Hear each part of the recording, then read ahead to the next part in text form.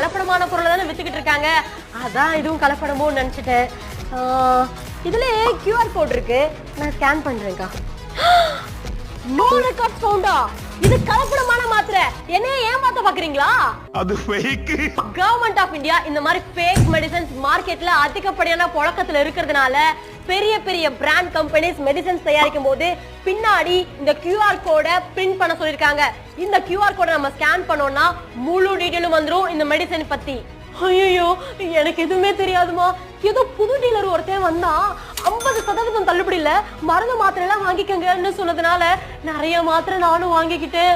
அது சரி, ஏதோ QR கோடுன்னு சொன்னீங்களே, அது என்னது? ஃபார் எக்ஸாம்பிள், இது என்ன மாத்திரை, அதோட பேர் என்ன, யார் தயாரிச்சது, பேட்ச் நம்பர் என்ன, manufacturing date, expiry date, licence நம்பர்னு எல்லா டீடைல்ஸும் இருக்கும். சப்போஸ் ஸ்கேன் பண்ணதும் நோ ரெக்கார்ட்ஸ் வந்துச்சுன்னா அது ஃபேக்.